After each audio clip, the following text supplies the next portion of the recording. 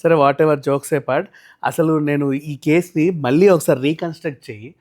చాలామంది తప్పుదోవలో వెళ్ళారు కానీ సరిగ్గా దీన్ని ఎవరు పట్టించుకోవాలి. రమ్యని కూడా సెకండ్ టైం తను డ్యామేజ్ కంట్రోల్కి ట్రై చేసినా కూడా దాన్ని తప్పుగా తీసుకున్నారు కానీ అసలు విషయం ఎవరు పట్టించుకోవాలి. ఫస్ట్ నీ పచ్చళ్ళు ఏంది చాలా ఎక్స్పెన్సివ్ ఉన్నాయి అనగానే ఒరే ఒరే ఒరే ఒరే అని చెప్పి బూతులతో తిట్ల. ఆ అమ్మాయి రెచ్చగొట్టింది కొనిపించడానికని నేను అనుకున్నా మామూలుగా. నీ రేట్ మరీ ఇంత ఎక్స్పెన్సివా అన్నాడు. దాన్ని మనం పట్టించుకోకుండా ఆ పిల్ల అనిందే మనము తిట్టిన దాన్నే ఇంత వైరల్ చేసుకుంటూ వచ్చాను చూడు, ఎంత పొరపాటు. ఏమన్నాడు నీ రేట్ మరీ ఇంత ఎక్స్పెన్సివా అన్నాడు. నీ రేట్ ఇంత ఎక్స్పెన్సివ్? ఎగ్జాక్ట్లీ. ఆ పిల్ల నువ్వు పచ్చళ్ళే కొనలేకపోతావు అని చెప్పి పచ్చడి గురించే మాట్లాడింది కానీ ఇంకేమీ అనలా. వాడు అనింది నీ రేట్ ఇంత ఎక్స్పెన్సివా అని.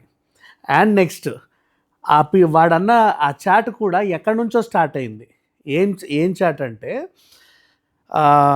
నాకు ఒక doubt, sorry for the interruption. ఇప్పుడు ఒక అమ్మాయిని నీ రేటు ఇదా అని ఒక అంటే మాట్లాడుకునే రీతిలో అలా ఒకటి అడిగినప్పుడు వెంటనే ఈ అమ్మాయి ఎలా మాట్లాడుతున్నావు, నీకు అక్క చెల్లెలు లేరా, ఒళ్ళు దగ్గర పెట్టుకో అని చెప్పి ఈ టోన్ బయటకు వస్తుంది తప్ప అట్లా కాదు. నీకు సిగ్గు లేదా, మా పచ్చళ్ళు కొనలేమని ఎందుకు అంటారు అనేది నాకు మళ్ళీ మళ్ళీ మళ్ళీ వినండి, దాని గురించి మీకు అర్థమవుతుంది. అలా అనుంటారని అనిపిస్తుంది కానీ మళ్ళీ మళ్ళీ వినండి. అక్కడ ఏం జరిగిందంటే చాట్ ఎక్కడి నుంచో వచ్చింది.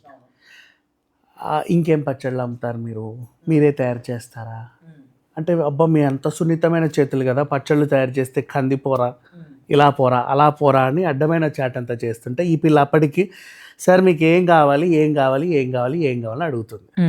మీకు అదేంటి చికెన్ పచ్చడి కావాలా లేక ఇంకేమైనా అసలు కావాలా వద్దా అని చాట్.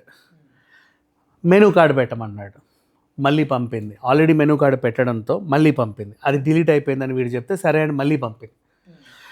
పంపినప్పుడు అమ్మో ఇంత మీ రేట్లు మరీ ఇంత ఎక్స్పెన్సివా అన్నాడు వాడు.